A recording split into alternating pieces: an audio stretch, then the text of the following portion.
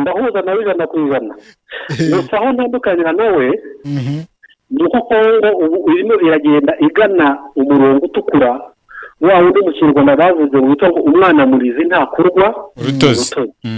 kuko yamaze kubeshya isi dabora yamaze yabanje kwibeshya irangije ibeshya n'isi yuko irimo kurwana n'u Rwanda ariko buri gihe mu nama iyo bahuye barayigira twumve ngo ni u Rwanda twereke ibimenyetso n'abara bafite ya raporo ya UN ariko uko izayimanaginga bishobora kugira ingaruka nziza cyangwa ingaruka mbi. Yego gute ingaruka nziza ni iyi tuzi neza ko no kugeza uyu munsi ntabwo turariyitera ahubwo iraterwa ikirwanaho kandi nuko yuko muri uriya mwanzuro bavuze yuko impande u Rwanda Kongo na Angola bazashyiraho urwego bahuriyeho rushinzwe iperereza kugira ngo ruzarebe ishyirwa mu bikorwa by'ako gahenge. Yego byanga bikunda Kongo ntizabeshya bihishe ko abo wazarendo bayo bateye M23 bizayigora kubika amafaranga.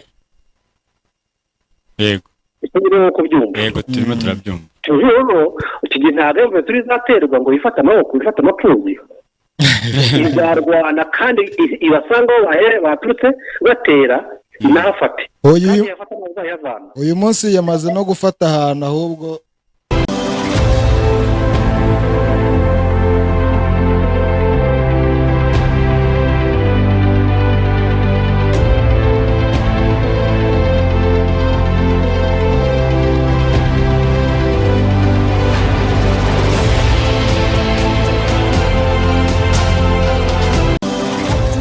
nabonye televiziyo nziza kwa Ndode Diemano wayitugurira. N'abana barabimenye ko agira ibikoresho byiza by'imvaburayi. Kwa Ndode Diemano wahasanga ibikoresho bya elektronike by'imvaburayi. Hari water dispenser, gas cooker, amaradiyo, televiziyo, ibikoresho bishyushya amazi bituruka ku mugabane w'Iburayi. Wahasanga nanone frigo, amagaze y'ubwoko bwose kandi iyo uguze gaze bayikugereza mu rugo. Ni naho wasanga Canal Plus na Canal Box, bafure ku bakeneye umuziki, imashini imesa, rice cooker, blender, micro-onde n'ibindi. Iduka Ndode Diemano warisanga mu mujyi wa Rubavu rwagati ahateganye n'isoko rya Gisenyi ku igorofa rya Unity House. Waduhamagara kuri telefone igendanwa 078 77 63 gani iduka Ndode Diemano urasanga ibikoresho kandi ku giciro cyiza. Turabasuje kandi tubahaye ikaze mwebwe mwakoze subscribe kuri Bwiza TV ndetse n'abakunda gusoma bwiza.com. Mumeze mute aho muherereye hose, tubabwira tuti mukomeze mugire ibihe byiza ari nako murushaho gusatira cyangwa se turushaho gusatira impera z'icyumweru. Hanyuma rero ni ikiganiro uruvugiro cyo kuri uyu wa gatanu tariki 2 2024. Hanyuma ubwo ni muri Kamena. Deni bitesi Safre umuganura bite? Umuganura ndabona ari sawa kabisa. Agasururu namaze kugasoma. Wagakubise nahoze mbona kuri Twitter umuntu bita Oswald arimo ashyiraho ikigage kirimo gutogota ngo kibyumba. Sinzi rero icyo kigage ntago niba ari ubushera niba ari ikigage n'ubushera nabwo bujya butogota kuri uko mbibonye abahenda baze kujya kuri Twitter barebe ni wagira ngo namashyuza. Rero buriya kiriya nicyo abasaza bo hambere buriya baganuraga. Yego bakavuga bati cyane cyane hari icyo bita ngo agacuma k'ihenero. Urakazi? Agacu wasomaga agiye kuryama. Yego ako rero niko gashobora kuba karabagamo ibyo bita inturire, inkangaza, ibyo byose urabizi. Ibyo nanjye ndabizi cyane najyaga numva babivuga. So ubwo rero abantu bose twizere yuko bagize umunsi mwiza w'umuganura. Ibyo ari byo byose natwe nuko twari turi muri studio ariko wowe urumva waganuye nanjye buriya nimba hanga muri studio ndahita njya kuganura cyane ntabwo umunsi urarangira uracyahari. Yego. So hanyuma rero tuje n'ubundi mu ruvugiro abantu benshi baje bari barutegereje cyangwa se barutegereje aho tugiye kugaruka ku bijyanye n'imirwano yabaye muri Repubulika Iharanira Demokarasi ya Kongo. Hanyuma kandi tukaza no kugaruka ku bijyanye n'agahenge ubwo n'ubundi ni muri icyo gihugu kavugwa hagati y'u Rwanda na DRC. Hanyuma rero turaza kwakira n'umusesenguzi ubwo ni Ephraim hanyuma aze kubitubwiraho kuko biteye urujijo ku bijyanye n'aka gahenge. Ndabona nigeze kubona ucishamo amaso unareba unibaza abantu cyane. ntabwo bari kukavugaho rumwe. Yego. Bamwe baribaza ati se agahenge kari hagati y'u Rwanda na Congo, kari hagati ya Congo na M23 bimeze biti? Yego. Umusesenguzi ari bugerageze kudusobanurira. Natubwire uko bimeze, hanyuma nahoze mbona unareba ku nkuru ijyanye n'Ububiligi ndetse n'u Rwanda ku bijyanye no kuba batanze amasaha 28. Amasaha yatanzwe kera, amasaha ahubwo Ububiligi bwo bwamaze kuvuga ko butazongera gusaba u Rwanda ko rwakira ambasaderi warwo. Yego. wabwo nyuma y'uko uwo bwari bwatanze mbere u Rwanda rwamwanze, ariko nabyo bikaba byarabaye nyuma y'uko Ububiligi nabwo bwanze ambasaderi w'u Rwanda. Ambasaderi w'u Rwanda we byagiye bivugwa cyane nuko byagiye Kongo yagiye mu matwi y'Ububiligi mu bijyanye no ashaka nko kuba kumubangisha. So gutyo rero byose turaza kuganira na Ephraim atubwire yuko akubitaho icyo cyumvirizo, hanyuma ubundi ibintu bijye mu buryo. Yes. Hanyuma dutangiye rero kuri uyu wa kabiri ni kwa gatanu, ni itariki 2 z'ukwa munani mu mwaka wa 2024. Haba imirwano muri groupement ya Binza muri teritwari ya Rucuru hagati ya M23 ndetse n'abawazarendo, bituma abaturage benshi bahota ibyabo barahunga mu bice bya Nyabanira, Kigunga, Kasave nk'uko amakuru agenda bivuga. Amakuru rero akaba akomeza avuga ko iyi mirwano yaba yarangiye ndetse M23 hari agace yigaruriye. Yego, agace kari aka Kigunga, ari Kigunga. Yego, ubwo ko gace nahoze nkabona nanjye yuko yakigarura, ariko ngo ni nyuma yuko yari yatatswe cyangwa se yagabwe igitero n'ingabo za FARDC, hanyuma nayo yirwanaho ngira gafata. Hanyuma wenda ikindi turi buze kugarukaho nuko abafaransa bishimye cyangwa se Felicite bashimiye Angola imbaraga zo yashyizemo cyangwa se yakoresheje ngo mu guhuza no impande ebyiri zihanganye, ubwo no kuvuga ngo ni M23 na FDC. Ni inkuru actualité yanditse. Tutarageraho wenda twavuga ko muri no mirwano yo kuri wa kabiri byarangiye umudugudu wa Kigunga ndetse n'agace kose ka Kiseguro kari muri groupement ya Binza mu birometero 16 mu majyaruguru y'uburengerazuba bw'umujyi wa Kiwanja biguye mu maboko ya M23. Hano ni muri Rucuru. Ngo hakaba rero uno munyamakuru yavuze ko ngo habonetse mirongo myinshi y'abantu ba M23 yaririmo iragenzura hano muri Kiseguro. Ngo ni nyuma yo gufata umudugudu wa Kigunga. Nibyo tuza baravuga gahenge, abandi imbunda bagakomeza bakazitata, kuko urabona ku mugani wawe biravuga ko ari imirwano yabaye hagati ya M23 na Wazarendo, ntago bari kuvuga FARDC na M23 kwa ko buri gihe harimo gahenge abawazarendo nibo barwana gusa. Nahise urumva bavuga FARDC baba bashaka kwerekana ko FARDC rwose agahenge kubahiriza 100% nta kibazo ifite, iri mu birindiro byayo. Ubundi bagashaka kwerekana ko M23 yo itajya ikozwe iby'agahenge. Ni noza nyine. So hari indi nkuru rero nabonye ariko tutaza kugarukaho nta birenze, nuko ngo hari umusirikare wa FARDC watwe imbunda n'abaturage hanyuma ngagasubira mu nkambi cyangwa se muri mu birindiro n'urutwe gusa. Abo ngabo barazibaka buri munsi. Ntago bwaba ari ubwa mbere. Hanyuma muri Kongo wenda ikindi twavuga nuko hari abayobozi bakuru b'abawazarendo nabo bafatiye ibihano n'umuryango umwe bw'Uburayi. Gusa nabonye ano mashyirahamwe ngo ya Mouvement Citoyen cyangwa se zino société civile zo muri Nord Kivu zirimo ziramagana bino bihano byafatiwe abagabo babiri b'ingenzi bakomeye muri Wazarendo, harimo uwo bita Jean Claude Habyarimana Mbitsi alias Jules Mulumba.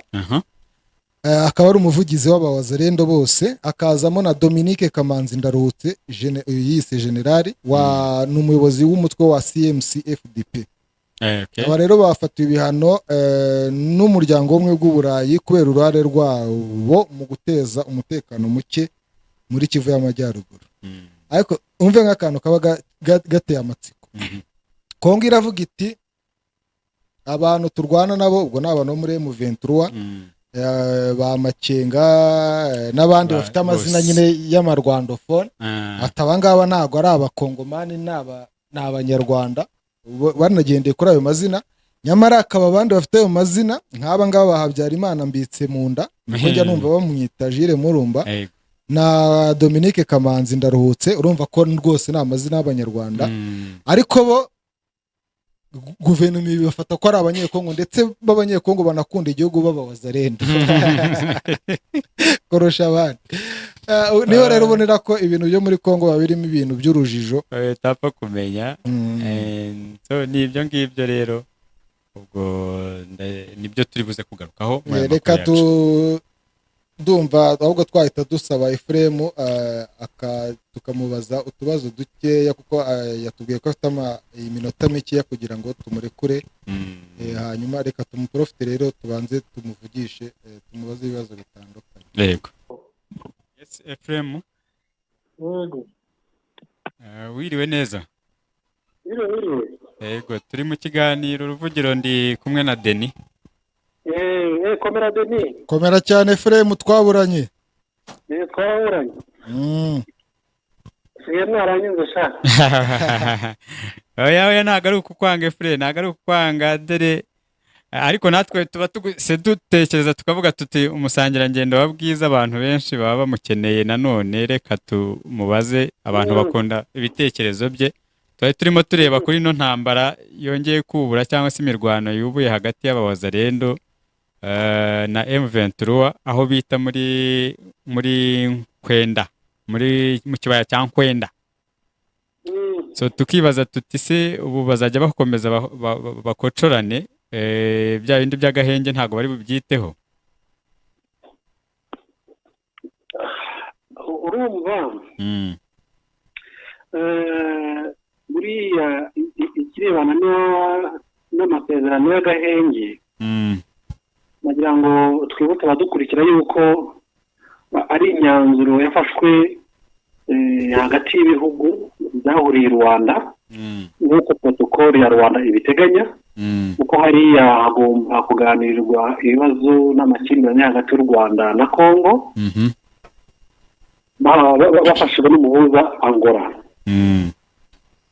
Hanyuma muri iyo myanzuro bafashe bagaragaje n'icyifuzo cy'uko impande zirwana zahagarika imirwano kandi impande zirwana ni M23 na FARDC. Biraza rero kugorana cyane kugira ngo ibyo byifuzo bishyirwa mu bikorwa bitewe impamvu zikurikira. Impamvu ya mbere M23 yakoze declaration y'uko iyo myanzuro itayireba kuko itegetse birwa muri iyo nama ngira ngo nanibutse n'abakunzi bavuga TV y'uko protokole ya Angola ntabwo iteganya y'uko M23 itumirwa muri ya nama kuko iyo nama ihuza ibihugu ntabwo ari inama ihuza M23 na AFC hamwe na Congo cyangwa n'ikindi gihugu kuko birebana n'amasezerano yo guhagarika imirwano imishyikirano n'ibindi biri muri protokole ya Nairobi. Nanibutse abakunzi bavuga TV y'uko muri protokole ya Nairobi Congo yakoze ikosa rikomeye ubwo ari byo buganya n'imitwe yitwaje intwaro ahubwo bigahinduka coalition bagaheza M23 ari nayo yari natera imbaraga ari nayo yarwanaga kandi ifite n'ibitero runaka ikontorora. Yego. Nuko icyo gihe bayiheje. Ariko mu by'ukuri protokole ya Nairobi niyo yateganyaga yuko Congo yaganira n'imitwe yitwaje intwaro iri mu gihugu cya Congo kimwe n'abandi bantu bafite amakimbirane hagati yabo bivuga ngo ibibazo biri intano cyangwa se les problèmes internes hagati muri Congo.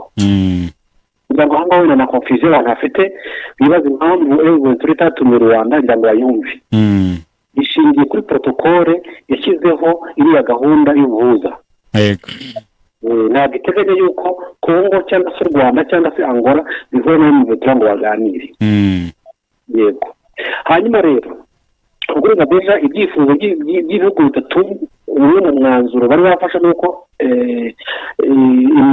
imirwano yari ihagaze kugira ngo basubukure protokole ya Nairobi yo gushyikirana hagati ya Congo na M23. Yego. So mu gihe rero ibyo bitaragera ni ukuvuga ngo muri ya minsi ibiri ntabwo irarangira ngo ya masezerano ashyirwe mu bikorwa, ibya byifuzo bishyirwe mu bikorwa. Ni ngombwa yumvikana impamvu y'imirwano yo kuba yakomeza. Hanyuma Efure utarakomeza ntabwo ndarangiza. Reka soze.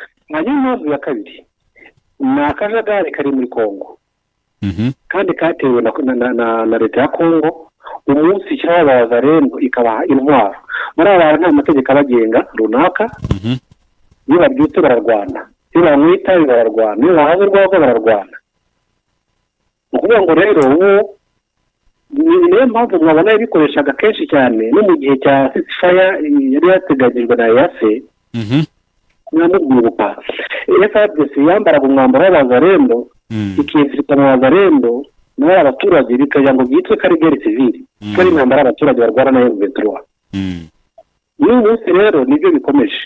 Yewe muri ceasefire ku itariki enye, ubu genda ku itariki 5 n'ubundi bizakomeza. Iyo tariki nigera kubera ko kugeza ubu ngubu twitegereje mu mitekerereze y'abategetsi ba Kongo ntabwo bashobokirana na M23. Icyo bazakora rero bazashoza imirwano kuri M23 bakoresheje abazarendo b'abaturage, hanyuma bajya gukora amadekarasiyo bavuga yuko M23 yarenze ku masezerano itanagizemo n'uruhare.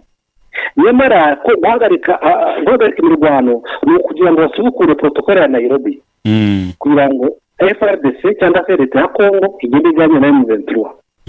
Kandi FARDC cyangwa guverinoma ya Kongo yamaze kwita mu mugozi no kwikingirana mu gakaje cyangwa mu kazu. Umunsi itereshe itegeko mu nteko ishinga amategeko ikadekarira M23 nk'ibyihebe kandi ko batagomba kuganira nayo. Icya kabiri itangiye n'urubanza ku bayobozi bakuru ba M23 uhereye kuri nimero ya mbere kugeza ku bantu basabana bageze kuri 27 bose yamaze kwakatira urwo gupfa, ibasabye urwo gupfa n'ubwo umwanzuro urukiko utarasohoka.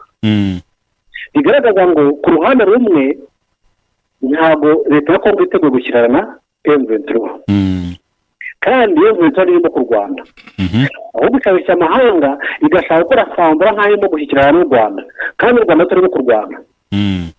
Muri make nuko bimeze. Ntabwo rero ngewe mbona icya mbere iminsi ntiyarangira ngo turebe ko impande zombi zubahiriza iyo proposal. Icya kabiri ndetse mbona yuko na nyuma ku itariki 5 bizajya mu bikorwa bitewe n'imitekerereze na agenda y'abayobozi ba Kongo. Wenda wajya ubigarukaho kenshi ariko wakongera ukabisubiramo kubera iki Kongo itazashyikirana na M23?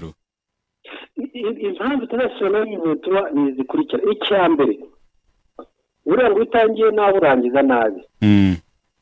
Yatangiye nabo munsi ikora declaration y'aba declaration z'urwango ku bavuga ururimi rw'ikinyarwanda bikozwe n'umukuru w'igihugu.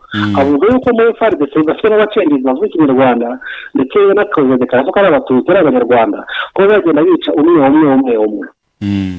Cyo kimwe. Icya kabiri aragenda ntiyarakiraho aragenda mu nteko ishinga amategeko akora lobbying batora itegeko ry'uko M23 ari abateroriste.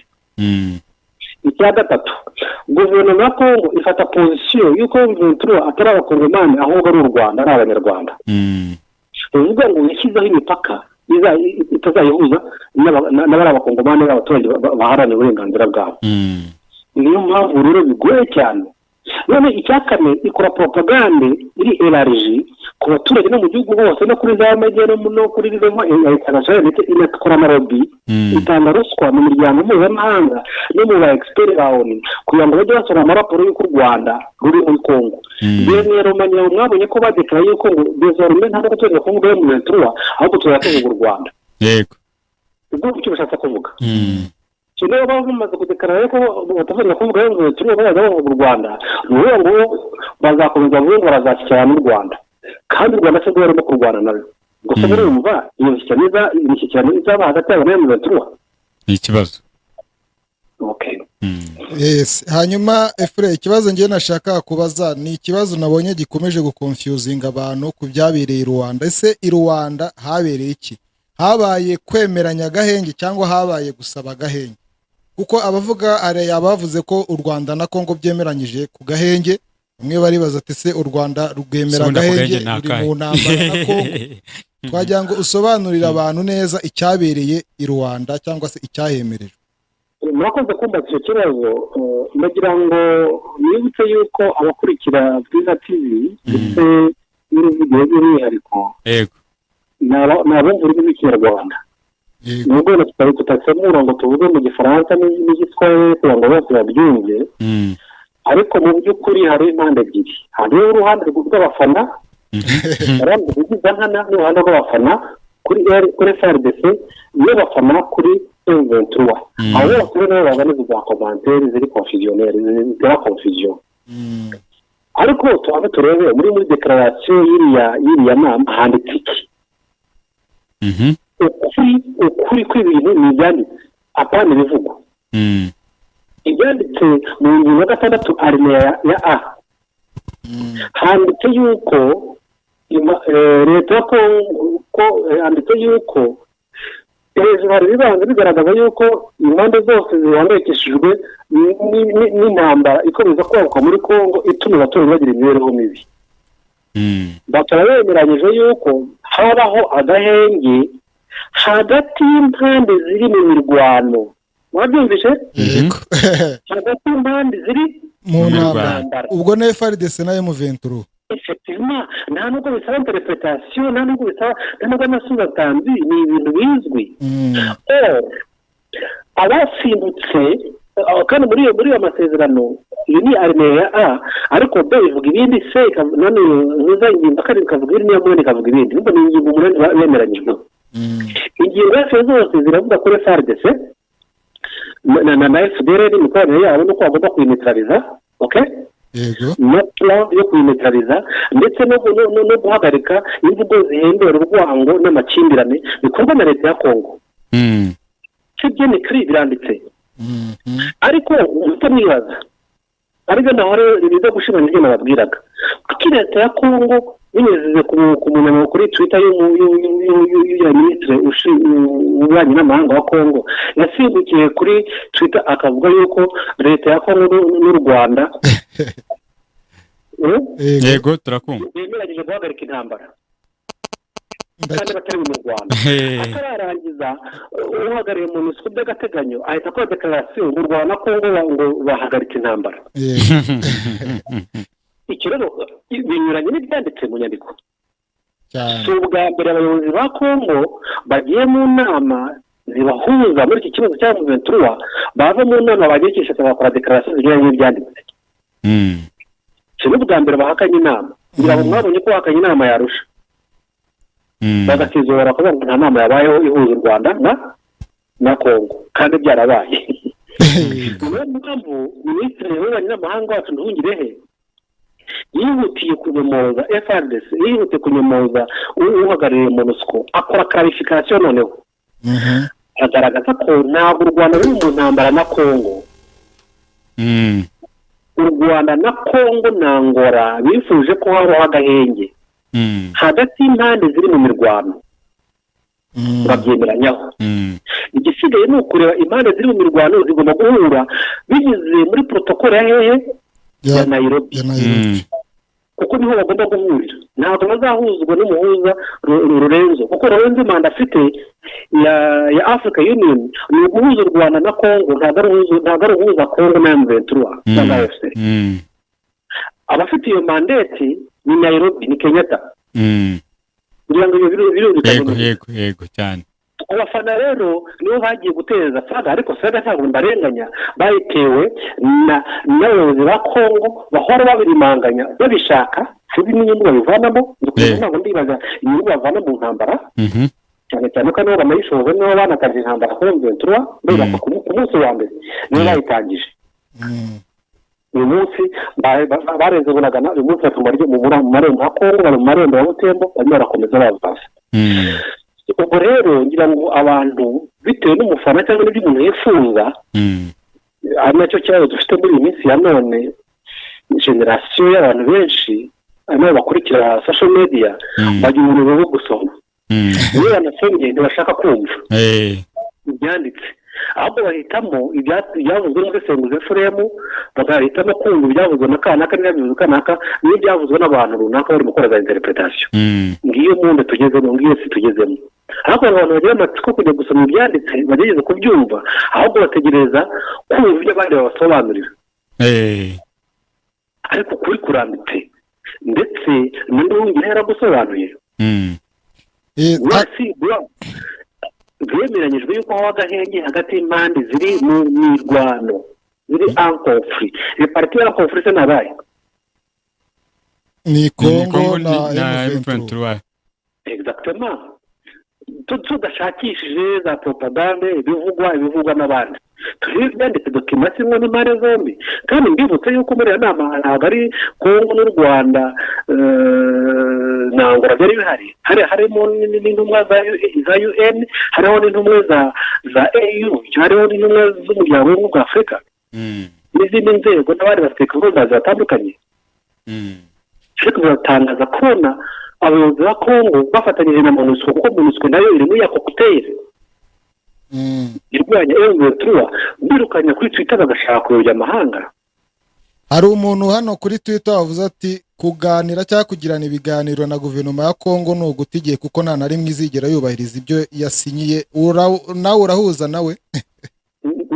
Ndahuza nawe ijana ku ijana. Gusa aho ntandukanira nawe nuko Kongo ubu irimo iragenda igana umurongo utukura wa wundi mu Kinyarwanda bavuze witwa ngo umwana murizi ntakurwa urutozi.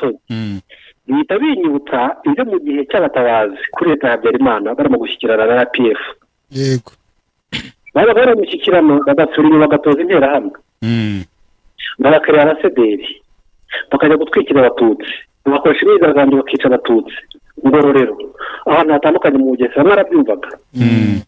Kandi mu byo baga biri kuri agenda baganira na RPF habaga harimo n'icyo ngicyo cyo guhagarika imvugo z'urwango no guhagarika kwica abatutsi babahohotera. Barimo barashyikirana Arusha hano mu Rwanda barimo baratoza interahamwe. The same n'ibyo Kongo ikora iri mu miki yani Kongo yo yamaze yo yadakuyeho yavanyeho ntishaka gushyikirana nabo barimo kurwana ahubwo kuko yamaze kubeshya isi ndabona amazi yabanje kwibeshya irangije ibeshya n'isi yuko irimo kurwana n'u Rwanda ariko buri gihe mu nama yo bahuye barayibwira twumva ngo ni u Rwanda twereke ibimenyetso n'abarabetse bafite raporo ya UN muri busobanuro leta y'u Rwanda yasabye baraba expert ba UN bavuga ko u Rwanda ngo haba hari 4,000 baravuze ko ngo hari 4,000 nabaye mutukira amazina yaho n'amatrikire zabo nabaye ntabwo ari kujya tw'ubumbi bine ibihumbi bine ntabwo ari amabuye n'abantu ni Efuremu ni Lorenzo ni Kamana ni Rwibatsira ni Yamuremye n'indi n'ibande inama zabo ni izihe uyu munsi ntabwo babagaragaza bakongera bakabaza ko ubu u Rwanda nirwo rugutera twereka abasirikare bafasha b'u Rwanda ntabwo kwirukanyira mu mirima y'abaturage no mu bikuyu cyangwa se mu hari abororera inka igafata abana b'abashumba ikabambika imyambaro ya gisirikare ikababwira ibyo bafata mu mutwe bakavuga ngo twafasha RDF. Ibyo ntibabibonye namwe ibyo bintu bigakorwa n'umuvugizi w'ingabo ku rwego rw'igihugu turi buture Ekenge. Ntabwo rero bagira isoni zo kubeshya uvuga yuko rero ntawe wakwishima ibya Kongo ntabwo yabeshya kuko barabanje baribeshya barangije bapfa mu mutima barangije babeshya amahanga ariko barimo barisatira wa murongo witwa ngo umwana murizi ntakurwa urutozi kuko byanga bikunda ibyo nabishingira kuki nabishingira kuri declaration y'abanyamerika bakoze yego bishimira yuko ngo u Rwanda na Kongo bemeranyije guhagarika imirwano ariko hepfo barandika ngo igihe kirageze yuko ubuyobozi bwa Kongo bwitegura kuganira na M23. Iyo statement nayibonye cyane nayibonye hanyuma rero ni wa murongo nababwiraga utukura umwana mu byako bw'utozi umanika hagati wicaye ugahagarara ko barimo kuburanisha abantu bose amaze kubakatira ubwo gupfa bazashyikirana nande ni ikibazo ese bari busubire mu nteko basetse umwanzuro w'inteko wita M23 abateroriste ni ikibazo ubu rero umupira sipiri uracyari mu maboko yande ya Kongo nishaka intambara ihagarara izahagarara. Nishaka ikomeza bazayambura ibice biganisha kuri kwa kwigenga kwa leta ahazaba hayoborwa na Ventura cyangwa se gukuraho ubutegetsi bwose muri rusange bagashyiraho ubutegetsi abaturage bishimiye bubabereye bubarinda amacakubiri y'umwiryane. Hanyuma Efure, icyo kinyoma ukomeje kugarukaho kigaragara ko cyafashe isi yose ariko by'umwihariko n'abanyekongo kibagiraho ingaruka. Ariko mu minsi yashize twabonye abantu bigoma bagira batya batangira kuvuga bati Tshisekedi turakurambiwe. Aho buri ikinyoma n'icyaba kirimo kiragera ku musozo. Nimba abanyekongo bamwe batangiye kubona ko bari kubeshya. Ariko abanyarwanda buriya n'abahanga none akangura n'abantu gukunda ururimi rw'ikinyarwanda nawe mujye mubashishikariza gukunda ururimi rw'ikinyarwanda. Cyane cyane mu bintu bita isigamigani. Narabyize? Cyane. Umunyarwanda yavuze ngo umugani ugana kariho. Sibyo? Cyane. Ikinyoma kiratinda, ikinyoma ntikirara kabiri. Murabyibuha uwo mugani murawuzi. Cyane. Kandi abazungu bakavuga ngo ikinyoma kirihuta ngo ariko ukuri ukagenda gahoro gahoro ariko ukazagerayo. Ikinyoma kigasenyuka. Ntabwo ari iguma gusa n'ikishasa mwarabibonye n'ahantu hatandukanye n'ikishasa hatangiye kuyigaragambyo n'ahandi hatandukanye. N'ubundi amaherezo abakongomani nubwo turimo kuvuga gutyo nuko mwumva sayidi imwe aho abakongomani n'amasosho media yabo yamagana politike mbi ya Tshisekedi icamo abaturage babo amacakubiri ibabeshya ibateza ibibazo ibateranya n'abaturanyi babo banamagana bakanabwira abakongomani bene wabo kandi ataravuga ikinyarwanda bakamagana abakongomani bakamagana leta yabo bavuga yuko ibeshya abaturage bagafata ibibazo byayo bakabyegeka kurwana kandi ngo ntaho ruhuye nabyo. Ibi bivugwa n'abakongomani bita karituba ariko bakunda gukoresha ibitungo pere de mer. Kuko batajya bindangamuntu bakoresha ngo pere de mer. Ubwo ni umukongomani utavangiye. Kandi uriya kongo yaragowe urizi ko buriya abaturage hafi ya bose batuye imipaka hafi ya bose abenshi nta n'umwe ahubwo wakwitwa ko ari umukongomani akabeshya ari ku butaka bwo hakurya cyane. ubwo hakurya cyitwa kongo uyu munsi abaruba bakomoka hehe bakomoka muri Kongo. Nijya kureba abakongomani bavuga ikinyarwanda, nijya kureba ababembe, nijya kureba buri bwoko usanga bufite ubwoko inkomoko yabo hakurya y'ikiswe Kongo uyu munsi cyakaswe imipaka. ahubwo se kubera icyo mu Rwanda bo bahohoterwa ko turimo bari basuzwa mu Rwanda ntibasubizanye n'ubutaka bwabo. Shani ikibazo nanjye narasobanukirwa neza kuko ari bo babonererwa. Ni ukubera ya ideoloji ya MDR Parmehutu 59 yazanywe n'Ababiligi barayigisha, hanyuma mu Rwanda irafata bica Abatutsi babyambukana muri Kongo muri Zaire babyigisha abazayirwa bazana cyo ideoloji ya Bantu. Intambara bayite abantu bitwa ngo n'ababantu barwana n'abanirotike, Abatutsi babita abanirotike, ababantu bakaba ari mu bwoko bumwe n'Abahutu. Intambara y'ubugoryi, intambara y'ubusazi, intambara y'ubucucu. Hanyuma Efure wenda turimo turagana ku musozo, uretse ko mbere yo kurekura turi bugaruke no mu Rwanda gato hari akabazo dushaka kubabazaho.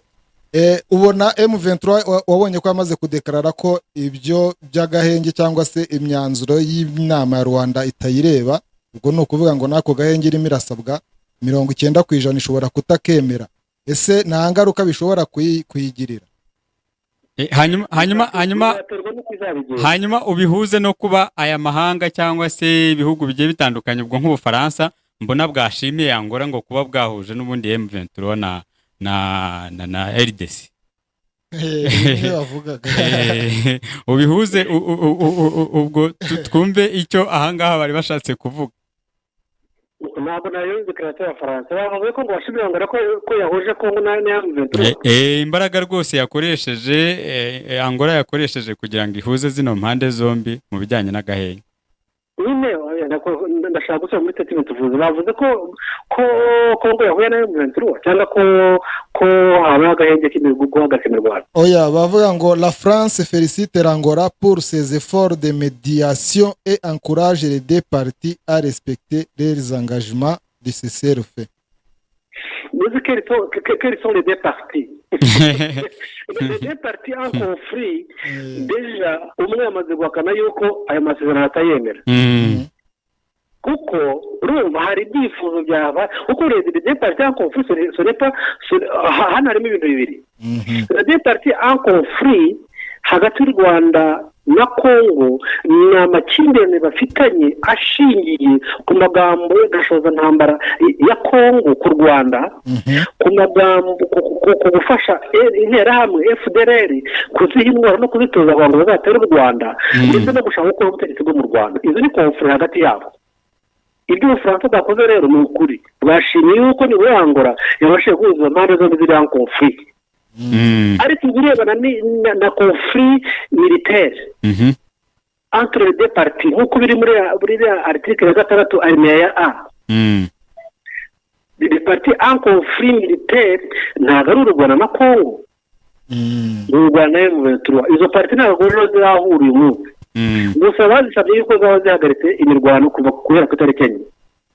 Le reste ni uko izo parties zibyemera.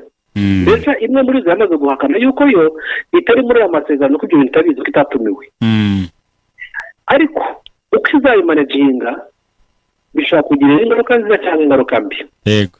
Gute ingaruka nziza ni iyi, tuzi neza ko no kugeza uyu munsi ntabwo yo turari yitera, ahubwo iraterwa ikirwanaho. Kandi nuko yuko muri uriya mwanzuro bavuze yuko impande u Rwanda, Kongo na Angola bazashyiraho urwego bahuriyeho rushinzwe iperereza kugira ngo bazarebe ishyirwa mu bikorwa by'ako gahenge. Yego. Byanga bikunda Kongo sizabeshya bihishe ko abo wazarendo bayo bateye M23 bizayigora kubikamufura. Yego. Ikindi ko byumva. Yego turimo turabyumva. Rero iki ntabwo M23 izaterwa ngo ifata amaboko ifata amapfuzi. Izarwana kandi ibasanga aho baturutse batera inahafate. Uyu munsi yamaze no gufata ahantu ahubwo mu mirwano yabereye mu bice ni Efure ni Rucura, ariko ni muri za Rucura, ariko hakabaho n'andi makuru yavugaga yuko hari indi ntara gace bita Copo, intara ya Copo ikozeho imitwe y'intoki. Ariko nabonye umuyobozi w'iyo ntara yabihakanye, ariko bigaragara yuko n'ubundi ikomeje kujyaho gute kwirwanaho. Nibyo navugaga no kuvuga ngo Kongo irakina dame ariko ikaribwa. Abazi gukina dame murabizi, reka vuga igisoro. Irakina igisoro igaca umuvuno bakayirya. Byanga bikunda igisoro byayo biraza kurangira. Kubera iki? Kubera ko abo nka zayirwa irimo kurashisha yashyizemo ikizira cyitwa FDLR, kandi idashobora gukuramo uyu munsi ngo byorohere. Kandi FDLR yamaze kubiba ideology anti-Tutsi Rwanda. Mu bita ba Nyatura, abamayimayi ubu munsi bibumbuye muri Wazarendo. Mugira ngo mwabonye ko muri Sud Kivu nabo bongeye guhuza abamayimayi bose ngo barwanye umwanzi wabo ari wende umunyamurenge n'umututsi. None se M23 yabwiye ngo bihuze bakore declaration imeze kuri y'ubugoryi. None se declaration sigashoza ntambara cyane, kandi ubwo bari kuvuga agahenge bari kukaririmba nyamara bategura intambara. Agahenge bagakora declaration zo kwishyira hamwe no kuriza ngo barwanye imirimo ngo bamurukana musubizi wabo iwawe heye. nabo wahababaza ntago bahamenya. Nabo ngabo ntago bahari. Babirukanye nabo kandi bari wabo. Ahubwo rero ko bari gukora declaration kubambura ubutaka bwabo gakondo babangaze bajye kwangara hanze mu mahanga. Icyo gihe rero niyo ntamba ntabwo ushobora kuyitsinda kwirukana umuntu kuri gakondo ye. Biragoye kabisa. ntabwo wayitsinda niyo yapfa abuzukuru bazayirwana. Hanyuma mbere y'uko dusoza referenda agira ngo tuze mu Rwanda tujye ku mubano w'u Rwanda n'Ububiligi bigaragara ko ukomeje kuzamo rwangendanye. Kuri iyi nshuro Ububiligi bwamaze gutangaza ko bwahagaritse gusaba u Rwanda kwemera ambasaderi wabwo mushyashya. Urabizi ko ari uwo bwatanze u Rwanda rukamwanga. Ubu mwaka ukaba ugiye gushira ambasaderi Bart Vermesen nta muntu uramusimbura.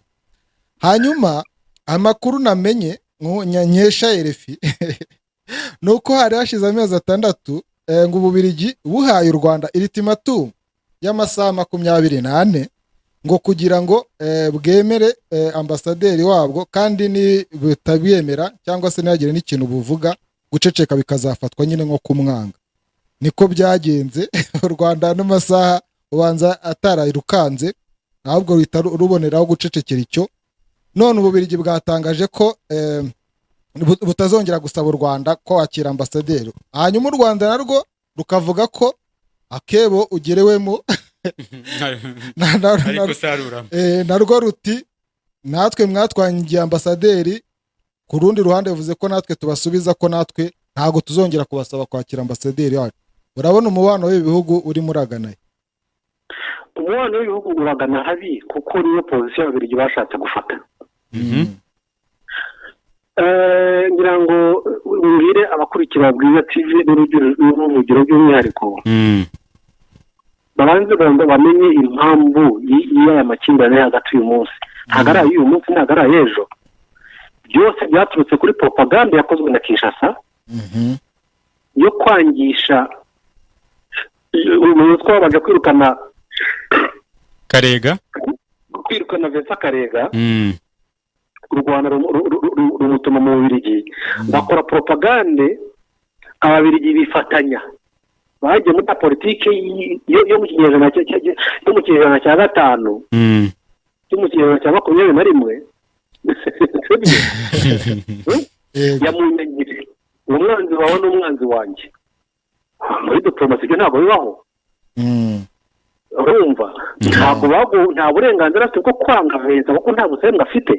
Nta rukiko rumukurikirana, nta byaha yagirizwa haba ku rwego mpuzamahanga haba no mu gihugu imbere mu Rwanda. Ahubwo ibaze ko Ububiligi nta n'ibisobanurira buriya ngo buraho u Rwanda ku mpamvu bamwanze. Niho ndimo kugana. Nibyo yavugaga yuko ari propaganda y'abari abakongomani. Exactement. So rero niba baragiye baraguye muri uwo mutego wa Kinshasa birabareba. Ntabwo u Rwanda ryarukanga kuko ntabwo u Rwanda rusabiriza Ababiligi. U Rwanda politike yayo ni ukubana neza n'amahanga n'abashaka kurubanyira neza. Ariko ntabwo politike y'u Rwanda ari yo guhakwa no guhakirizwa no gupfukama ku muntu kuzana agasuzuguro anagamije no kugusenya. Kuko uyu munsi amakimbirane ari muri Kongo yototera u Rwanda, Ababiligi bayari inyuma. Ngiye kuvuga ibivugwa bishobora kuba ari cyangwa atari byo. Birazwi neza ko abamafiyateri b'Ababiligi ndetse harimo n'abadiplomate b'Ababiligi aribo bakonaga na FDLR gukura amabuye muri Kongo ndetse n'ibiti bagurishaga. Ibyo ni ibivugwa. Kuba perezida wa Kongo nawe ashobora kuba bivugwa ko afite n'ubwenegihugu bw'Ububiligi cyangwa yaba yarabugize wenda akabureka mbere yo kuza kwiyamamaza, byo naho bihurira. Bishobora kutagira aho bihurira.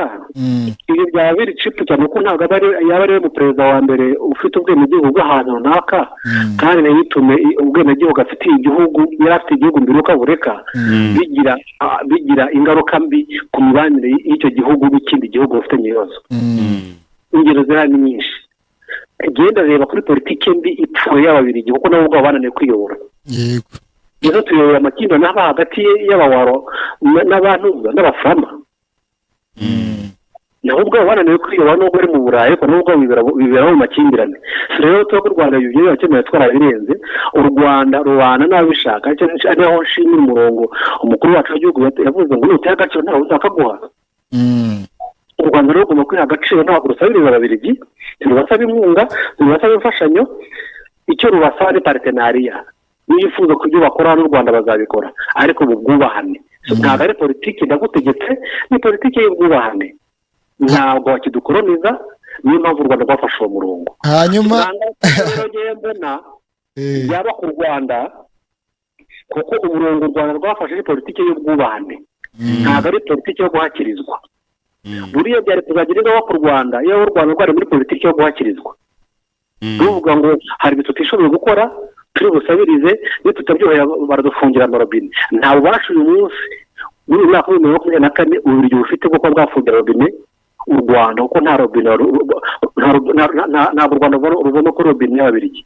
hanyuma kano kantu k'amasaha 24 Efre uwo urakumva ute ku mugani wawe Ababiligi bakeka ko tukiri muri mu kinyejana cya 24 ku gihugu? Agasuzuguro nyine ni agasuzuguro, ariko u Rwanda rwabasuje mu kinyabupfura barasuzuguye nyine barabihoreye kuko bisuzuguye hano u Rwanda rwabasuzuguye barisuzuguye umunsi badaha agaciro igihugu nk'u Rwanda nk'umuparteneri wabo w'ibanze ubafatiye runini ubafashe kugera ku byo bageze uyu munsi kuko badakoroza u Rwanda. ntekereza ko ibyo bafite uyu munsi ntabwo Ababiligi baba babifite kuko dusuye mu mateka tukareba background y'Ababiligi mu kinyejana cya 19 bitandukanye nuko imyaka ya 60 yarangiye aho bari bageze. u Rwanda nabo babigizemo uruhare mu iterambere ryabo. ntabwo u Rwanda ari umuparteneri wo gusuzugurwa no guhakirizwa, ni umuparteneri wo kubahwa. hanyuma ibihugu byombi ntibishaka gucana umubano burundu kuko za ambasade ziracyarimo ba charge d'affaires nibo bashinzwe imirimo ya buri munsi. bishoboka ko dushobora kubona zikomeje kuyoborwa nabo ba charge d'affaires cyangwa bizageraho birangire n'ubundi ba ambasaderi bashaka ukuntu basubizwa. buriya inyuma y'amarido ibyo ni bivugwa n'abanyamakuru kuko bafite amakuru akenshi ntabwo abanyamakuru bafite amakuru 100% aba ari parisiyeri. buriya ngira ngo nabo abanyamakuru murabizi ntabwo buri gihe ufite inkuru yuzuye 100%. icyo ko ushobora kubifiteho nka 80% cyangwa 90% kurya 10% utazi. bishobora kuba ripeza ibiro byinshi cyane kuruta 90 uzi cyane. icyo ushaka kubivugira ni iki? kubemeza gutyo ntabwo bivuga yuko ibihugu bitavugana muri diplomasi. bishobora kuba biri mu kuganira ntizagutangaza ejo bundi bakoze declaration zihindura ibyo bavuze mbere cyane. ambasade zigafungurwa ibintu bikongera bikagera neza, cyangwa se ubutegetsi bugahinduka mu Bubiligi ko nabo bahora muri vuguvurugu abazabasimbura bakaza. mwabonye ko abazungu ukuntu bameze, politike y'ibihugu byabo igendanwa mu mufuka ntugezeho. ugeze ku butegetsi ashobora guhita ahindura ibintu uko ashaka cyane. ntabwo ndatanga nk'urugero mu Bwongereza mwabonye ko premier ministre wasimbuye wagiye yahise ahagarika gahunda bari bafitanye n'u Rwanda. ubwo rero ntabwo byagutangaza ko nubwo ari no kwibeshya, impande zombi zirakomeza zikaganira. dushobora kuganira umwaka umwe kuganira imyaka 5 n'imyaka 10 ariko zirakomeza zikaganira. niyo bya 10% babwiraga kandi bafite uburemere bukomeye. bishobora guhindura ibintu byose rero bakemeranya kuri principe y'ubwubahane. urumva bakemera bagasubiza agaciro bambuye igihugu, hanyuma n'igihugu nacyo cy'u Rwanda kikavuga ati okay ubwo mubyemeye reka dusukure umubano. kandi so far ngira ngo nta gihugu kimwe kiracana umubano n'ikindi. bivuze rero ngo ntabwo biragera ahantu habi. n'Abafaransa twacanye umubano nabo byageze neza kandi muhora yuko uyu munsi bihagaze neza. byose ni mubizi ko ambasaderi twamwirukanye cyane. Ushingiye ugasuzugura nk'ako ngako. Muri politiki burya nta kintu kidashoboka kuko urabona ko na Putin na Amerika nubwo bahora batukana bashondana babonye ko bahererekanyije imfungwa bari babitse buri ruhande. uvuze ubwiraga buriya politiki n'igihe yacurukije abanyamakuru n'ubwo baba mutazi. Buri nakora 90% kugira ngo amakuru dufite yizewe aturutse ahantu yizewe. Deni yarakomoje kuri Amerika, noneho kuri iki kibazo cyangwa se kuri ibintu by'agahenge ubu Amerika twavuga ko n'ubundi ariyo kizigenza umubano wayo. noneho kuri ibi bivugwa n'u Rwanda noneho uwanarije uteye itoroshi wo urabona bimeze bite? nyine umeze nk'uwo w'Ababiligi. ni umubano ushingiye ku nyungu. ndakuyobora kandi ntabwo u Rwanda arihumiriza ngo uyobore. iyo politiki u Rwanda rwayitaye muri 1994 umunsi RPF ikora revolution yo kwirukana interahamwe n'abatabazi igakura abanyarwanda mu mwobo igatangira gutekereza iterambere rishingiye kuri bo ubwabo ridashingiye ku gusabiriza. ubundi abantu ba mbere babonye iryo somo ni abagande. Abagande nibo bantu ba mbere babonye iryo somo y'uko u Rwanda rutakiri rwa rundi. u Rwanda politiki rufite kandi nziza runifuriza abanyafurika bose ni politiki y'ubwubahane. kandi n'ibyo reka no mu rugo rwawe uba ufite umugore wawe n'ubu uri witwa ngo uri uko ntabwo uvuga ko umuyobora nk'intama cyane, n'abana bawe nubwo aba ari abana bawe ntabwo bayobora nk'intama. nubwo Amerika yigize umuyobozi w'isi ariko ntabwo igomba kuyobora abantu nk'intama, cyane cyane ko nta n'uwigeze yigira umuyobozi w'isi niwe yabyigize. gumana ibyawe natwe turagumana ibyacu ariko twubahane. nabo kandi ibyo nakubwiraga umuntu ko umurongo uyu munsi wa demokarate bafite kugira gutangaza hasubiyeho abarepubulika cyangwa se akajya mu demokarate utumva ibintu kimwe na Biden wari uriho akaba yavanaho Blinken akaza n'undi ufite umurongo wumva. ariko se wamugana imbere y'uko dusoza tugiye kuri ubwo busesenguzi mpuzamahanga. Trump muri no minsi arimo aribasira nyine uriya mugore anabaza ngo ese ubundi ni umwirabura n'uwahehe, amubaza ibintu nk'ibyo ngibyo, ariko anakomoza kuko adashobora kumutsinda n'ubwo byagenda bite kuko arashyigikiwe. hariho n'abavuga yuko na kuriya kuba yararashwe byaramwongereye hiti cyangwa fame ku buryo Trump ashobora gufata ubutegetsi cyangwa se kujya ku buyobozi. nawe niko ubibona mbere y'uko wenda tuza kukurekura? ndagira ngo nongere nibutse abakurikiye Bwiza TV n'uruvugiro rw'umwihariko baramwumva ngo umuco wacu urakize cyane. mu kinyarwanda bavuga ngo agahugu kwako umuco ukwaho, agahugu kwako umuco ukwako, cyangwa agahugu kwako umuco ukwako. Yego, agahugu umuco waka kandi wako. Yego, bagira ngo mwibuke amateka y'Abanyamerika. barabaza kuza nubwo babyemeranyijweho ariko nta n'ukomoka muri Amerika hariya. ni abantu bose bagiye bahurira hariya. politiki yabo rero ni politiki ya voyou. voyou inyango bo mu gifaransa yo gutukana no guhangana, impangara ngo hangane. nta muco mbese mu yandi magambo bayo. nta muco hose nimbura muco. abantu bameze nk'ibirara ku mukuru w'igihugu. iyo ngo ko anatuka mu gihe cyose tudashaka kutinywa kuvuga cyane rwose ku manywa y'ihari harimo za F nyinshi. anakoresha n'ibimenyetso mubona by'urukozasoni. niyo murongo bahisemo ni igihugu cy'abavuwayo. ibintu byabo bari vuwayo, niyo mpamvu rero batukana. bo muri propaganda zabo ntabwo bagaragaza agenda politike y'ibyo bazamarira abaturage, ahubwo bakora propagande cyangwa se campaign ya humiliation zo gusenya uwo muhanganye ukamutesha agaciro, noneho abandi bagakomba yombi kuko niwo muco wabo. nta borere nta muco.